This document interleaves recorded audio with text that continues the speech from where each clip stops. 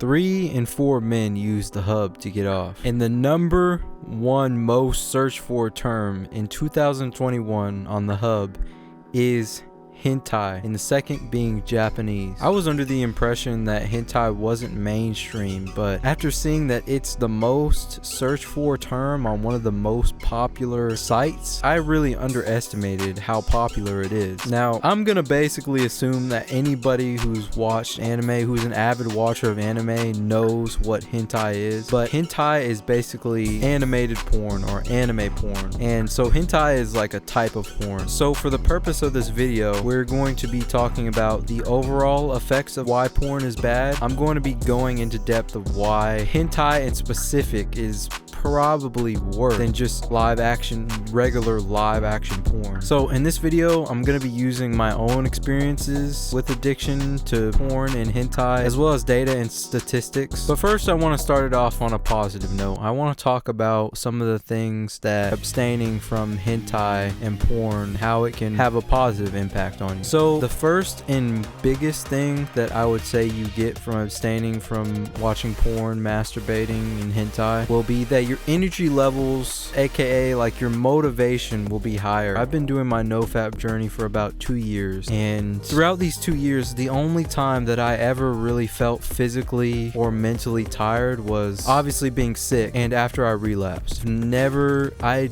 don't feel tired at all, but it's crazy to me that, you know, some people my age might say that they're too tired to do things, but I honestly never feel that way. Like before I was on Nofap and semen retention, then yeah, I was probably like a lot more tired, but these days I'm just a lot more energetic. I never have a feeling of being too tired to go to the gym. Even when I work out in the field with my dad sometimes, and I'll work 7 hours a day, and when I get home, yeah, I do feel a little bit tired, but it's just that sense of accountability that you know you need to go work out or record a video, and you can do that with no issues at all. So that's one thing that I found that Nofap has really helped me with, is my overall energy levels and my motivation to do things. That extra energy, it needs to be expended somehow. If you go on Nofap but you don't change any of your lifestyle to fit that change, first of all, you're gonna relapse, and second of all, you're not gonna be putting that energy to use, so it's just gonna end up frustrating you, or you might become bitter about Nofap and the whole movement because you're not doing anything with that energy. Because Nofap is not going to solve all your problems. It's going to give you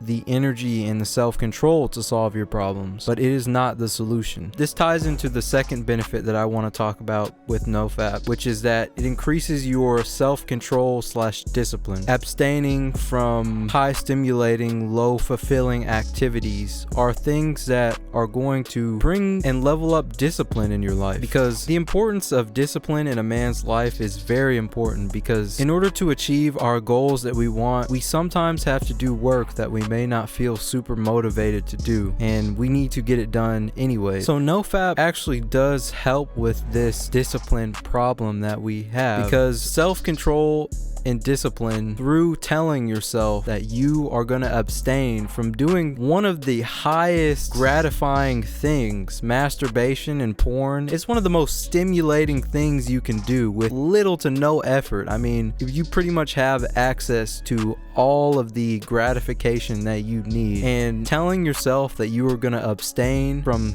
something that is so gratifying, it does change you. It does improve your discipline, which is going to help you achieve the things that you really want in life, you know, because we're not always going to feel like doing the work to do certain things, but we're going to need to do it anyways. And so that's the importance of self-control and discipline. When you stop watching porn and you're rewiring your brain to get back to its sort of like normal base levels of like attraction, you start to have more romantic feelings in real life. Like, if you have a crush on somebody, then those feelings of sexual desire towards that person, or just in life, it becomes far more desirable. Your sexual feelings will skyrocket. That may influence you to make more decisions in order to actually get relationships in real life and to get the women that you want in real life. My confidence as a kid was very low, and I would never approach any girl. I would always be scared to approach any girl. But being on Nofap, it gets rid of any option you have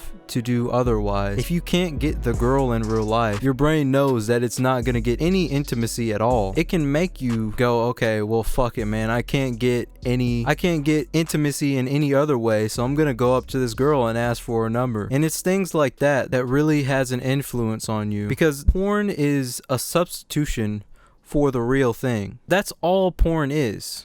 We wouldn't need porn if everybody was having high quality intimacy. Increase and amplify your romantic feelings, which in turn may make you appear as being more confident as well. Harnessing the desire for sex and redirecting it into other ways of your life is a very powerful force. This is something that's touched upon in Think and Grow Rich by Napoleon Hill, and it's considered to be like a must read for people who want to gain success in life, so I definitely recommend it. I've read it before, and I'm probably going to give it a second read as well soon, so I can make sure I've got those principles down. So this is where I want to tell you a bit about my experiences with porn and hentai. I discovered porn when I was 12 years old. Ever since then, I had been going, like a normal guy would, start watching porn, and then you eventually go down further into the depths to it, and you start developing specific fantasies and specific genres that you're into. Eventually, through watching anime, and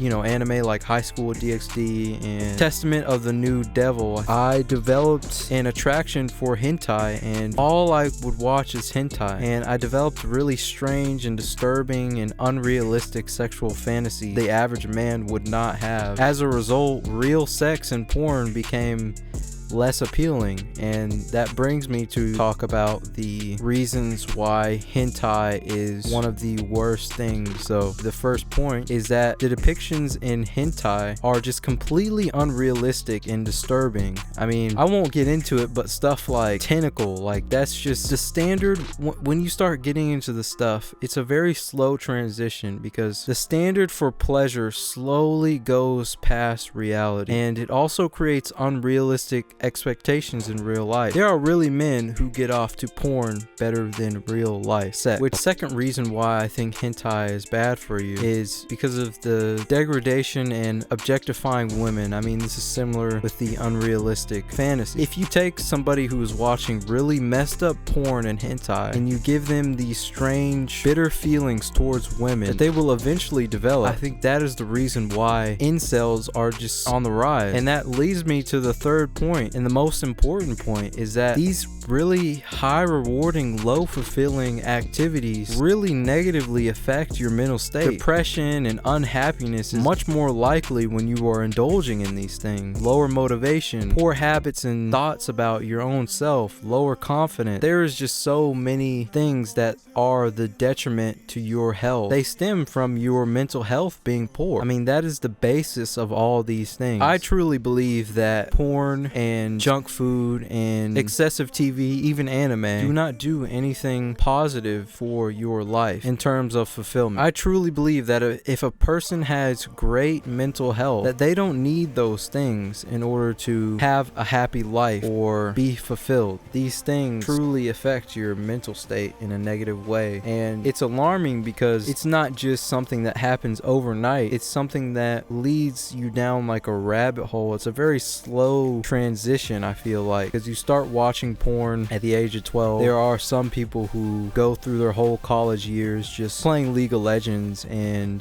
just jerking off. And I mean, that is some people's whole lives, like throughout college and even high school. And I can tell you right now that the amount of suffering, the amount of depression, the amount of time wasted that you put yourself through when you indulge in these things is not going to be worth it in the long term. So hopefully I've brought some light to some of the dangers of porn and hentai in specific, and I've also given you some insight into how Nofap really works, what some of the benefits you can experience from it. I'll be making a video talking about how you can slowly start Nofap. Take it upon yourself today to challenge yourself. Of maybe you fab 3 or 4 times a week. Well, maybe this week go for twice a week and once a week. And the same as how you would progressively overload in the gym in order to build muscle, you can progressively deload in habits such as that in order to slowly get rid of them in your life. I'll be making a whole separate video on progressively deloading, but this is actually something that came from Hamza and he explains it really well. Shout out to Hamza, shout out to Ice Cold JT, amen. But yeah, hopefully you got some insight from this video, and I'm Joseph and I run Nori. Let me know if there's any topics or anime that you would like for me to cover next, and I'll see you guys in the next one.